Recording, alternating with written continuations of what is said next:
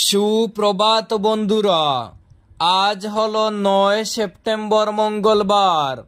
আজকের সকালের অসম তথা সমগ্র বরাক উপত্যকার বিশেষ বিশেষ খবরগুলি হলো: অবৈধ মাদক ব্যবসার সঙ্গে যোগ সাজসের অভিযোগে ময়নাগাঁও পঞ্চায়েতের প্রাক্তন সভাপতি শামীম আহমদ তাবাতারকে গ্রেপ্তার করেছে পুলিশ। প্রায় 3 মাস আগে করিমগঞ্জ জেলার পাতারকান্দির মুন্ডমালায় একটি আলোচিত মাদক বিরোধী অভিযানে বিপুল পরিমাণ মাদক আটক হয়। সেই ঘটনায় প্রাথমিক তদন্তে শামীম আহমেদের নাম উঠে আসে। ধৃত গাড়ি চালক পুলিশের কাছে তার সম্পৃক্ততার বিষয়টি নিশ্চিত করেছিল বলে সূত্রের দাবি। প্রথমে তাকে আটক করে জিজ্ঞাসাবাদ করা হয়। দীর্ঘ তদন্ত ও তথ্য প্রমাণ যাচাইয়ের পর অবশেষে গতকাল সন্ধ্যায় তাকে আনুষ্ঠানিকভাবে গ্রেপ্তার করে পাতারকান্দি থানার পুলিশ। উল্লেখ্য, একই মামলায় এর আগে বারৈগ্রামের এক পুলিশ কনস্টেবল আবুল হোসেনকেও আটক করা হয়েছিল। সিনিয়র পুলিশ সুপার পার্থপ্রতিম দাসের নেতৃত্বে চলা এন্টি নেশা অভিযানে শামীম আহমেদের অবৈধ চক্রের সঙ্গে সংশ্লিষ্টতা ধরা পড়েছে। অভিযোগের সত্যতা নিশ্চিত হওয়ার পরেই এসএসপির নির্দেশে তাকে গ্রেপ্তার করা হয়।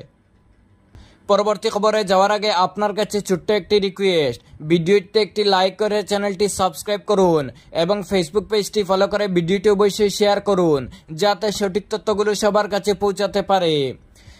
আজ অনুষ্ঠিত হতে যাচ্ছে ভারতের উপরাষ্ট্রপতি নির্বাচন। সংসদের নতুন ভবনের বাসুদা হলে সকাল 10টা থেকে বিকেল 5টা পর্যন্ত ভোট গ্রহণ চলবে। এরপর সন্ধ্যা 6টা থেকেই শুরু হবে ভোট গণনা। এই নির্বাচনে শাসক এনডিএ জোট প্রার্থী করেছে মহারাষ্ট্রের বর্তমান গভর্নর এবং প্রবীণ বিজেপি নেতা সিপি রাধাকৃষ্ণনকে। অন্যদিকে বিরোধী ইন্ডিয়া জোট প্রার্থী করেছে সুপ্রিম কোর্টের প্রাক্তন বিচারপতি বি সুদর্শন রেড্ডিকে। রাজনৈতিক সমীকরণে এনডিএর দিকেই শঙ্কার পাল্লা ভারী, তবে বিরোধীরা এই নির্বাচনকে আদর্শিক লড়াই হিসেবে তুলে ধরছে। ইতিমধ্যেই বিজেডি ও বিআরএস ভোট থেকে বিরত থাকার ঘোষণা দিয়েছে, ফলে প্রতিযোগিতা আরো আকর্ষণীয় আকার নিয়েছে। সন্ধ্যার আগেই জানা যাবে কে হচ্ছেন ভারতের নতুন উপরাষ্ট্রপতি। খাসিয়াদের সঙ্গে বৈষম্যমূলক আচরণ মণ্ডল বিজেপি সভাপতির, নালিশ জেলা সভাপতিকে। তাপাং মণ্ডল বিজেপি সভাপতি সঞ্জীব দেবের বিরুদ্ধে নানা অভিযোগ তুললেন দলীয় কর্মকর্তারা। উপজাতি সম্প্রদায়ের সঙ্গে বৈষম্যমূলক আচরণ অভিযোগ এনে দলের জেলা সভাপতি রূপম সাহা ও কাছাড় জেলা পরিষদের সভাপতির কঙ্কন নারায়ণ শিকদারের সঙ্গে সাক্ষাৎ করে এক দাবিপত্র প্রদান করেন। জেলা সভাপতি সাহা তাদের সঙ্গে আলোচনা করে আশ্বাস দেন যে আগামী 2 তারিখের মধ্যে এ বিষয়ে আলোচনা করে বিহিত ব্যবস্থা নেবেন।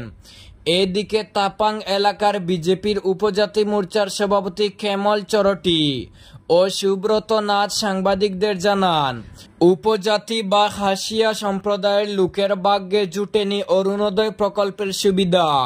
মণ্ডল সভাপতি সঞ্জীব দেবরায় খাসিয়া সম্প্রদায়ের লোকদের হেয় প্রতিপন্ন চোখে দেখেন। ওই এলাকায় একটিও অরুণোদয় দেওয়া হয়নি এবং সভাপতির কাছে দলের বিষয়ে কিছু জানতে চাইলে হয়রানির শিকার হতে হয় বলে অভিযোগ করেন। এদিন খেমল চরটি, সুব্রত নাথ, মধুমিতা দাস, জয়া দাস সহ অন্যান্যরা উপস্থিত ছিলেন। লালকেল্লা থেকে চুরি যাওয়া 1 কোটির কলস উদ্ধার, জৈন পুরোহিতের ছদ্মবেশে চোর। কয়েকদিন আগেই রাজধানী দিল্লিতে ভয়াবহ ঘটনা ঘটে। ঐতিহাসিক লালকেল্লা থেকে যেখান থেকে খোয়া গিয়েছিল একটি হীরক খচিত কলসি, যার দাম কয়েক কোটি টাকা। জানা গিয়েছে সম্প্রতি লালকেল্লায় জৈন ধর্মের কোনো একটি অনুষ্ঠান চলছিল। তখনই কয়েক কোটি মূল্যের হীরে খচিত সোনার কলসটি চুরি হয়েছিল। অনুষ্ঠান চলাকালীনই সুযোগ বুঝে সেই কলসটি চুরি করে পালায় চোর। সেদিন থেকেই উদ্ধার কার্য শুরু করেছিল দিল্লি পুলিশ। অবশেষে চুরি হওয়া 1 কোটি টাকা মূল্যের হীরের কলস উদ্ধার করেছে পুলিশ এবং চোরকেও গ্রেফতার করেছে দিল্লি পুলিশের অপরাধ শাখা। ঐতিহাসিক ভবনটি রক্ষার জন্য সিআইএসএফ সদস্য মোতায়েন রয়েছে। সেখান থেকে কিভাবে ঐতিহাসিক হীরের কলসি চুরি হয় সেই নিয়েই উঠেছিল প্রশ্ন। সিসিটিভি ফুটেজে দেখা গিয়েছে ধর্মীয় অনুষ্ঠানে চোর জৈন পুরোহিতের ছদ্মবেশে এসে মূল্যবান জিনিস লুট করে নিয়ে গিয়েছিল। এফআইআর অনুসারে চুরি হওয়া জিনিসপত্রের মধ্যে ছিল একটি সোনার কলসি এবং প্রায় 760 গ্রাম ওজনের একটি সোনার নারকেল। এছাড়াও হিরে, পান্না এবং রুবি দিয়ে কাচিত 115 গ্রাম ছোট আকারের আরও একটি সোনার কলসি। জিনিসগুলি জৈন আচার অনুষ্ঠানে ব্যবহৃত হয়, তাই সেগুলিকে পবিত্র বলে মনে করা হয়। গতকাল বিকেলে করিমগঞ্জ জেলার পাতারকান্দির তিলবুম এলাকায় ঘটে এক মর্মান্তিক দুর্ঘটনা। রেল লাইনে কাটা পড়ে প্রাণ হারান কুকিতল জিপির কুর্তি গ্রামের বাসিন্দা ভূপেন্দ্রনাথ। তার বয়স ছিল আনুমানিক 62 বছর। ঘটনার খবর ছড়িয়ে পড়তেই এলাকায় নেমে আসে শোকের ছায়া। প্রত্যক্ষদর্শীরা জানান, বিকেলের দিকে ট্রেন যাওয়ার সময় এই দুর্ঘটনা ঘটে। খবর পেয়ে বারোগ্রাম থেকে জিআরপি কর্মী এবং রেলওয়ে পুলিশ ঘটনাস্থলে পৌঁছায়। তারা মৃতদেহ উদ্ধার করে ময়নাতদন্তের জন্য করিমগঞ্জ সিভিল হাসপাতালে পাঠায়। এদিকে ঘটনার খবর পেয়ে মন্ত্রী কৃষ্ণেন্দু পাল নিজে খোঁজ খবর নেন এবং নিহত ভূপেন্দ্রনাথের পরিবারের প্রতি সমবেদনা জানান। শিলচরে ডাক্তারের বিরুদ্ধে ফেসবুক মন্তব্য, 5 কোটি টাকার আইনি নোটিশ পাঠালেন চিকিৎসক। শিলচর মেডিকেল কলেজ ও হাসপাতালের নিউরোসার্জন ডাক্তার সমবুদ্ধ ধর এর বিরুদ্ধে ফেসবুকে আপত্তিকর মন্তব্য করার অভিযোগে কাছাড়ের বাসিন্দা নেবু রয়ের কাছে 5 কোটি টাকার আইনি নোটিশ পাঠানো হয়েছে। নেবু রয় অভিযোগ করেন, তার মাতামহী প্রতিমা রায় চিকিৎসার অভাবে মারা যান। ঘটনার পর মানসিকভাবে ভেঙে পড়ে তিনি ডাক্তার ধরের একটি ফেসবুক পোস্টে মন্তব্য করে তাকে দালাল ও কসাই বলে উল্লেখ করেন।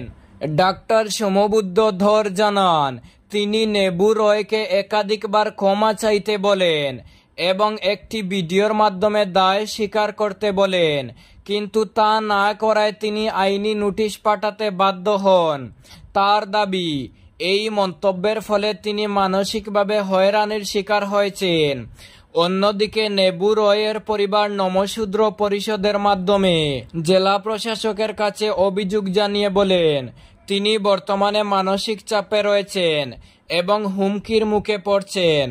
নমশূদ্র পরিষদ এই বিষয়টি রাজ্য এসসি বোর্ডেও তোলার কথা জানিয়েছেন। এই ছিল আজকের সকালের বিশেষ খবরগুলি। ভিডিওটি অবশ্যই লাইক এবং শেয়ার করে দেবেন।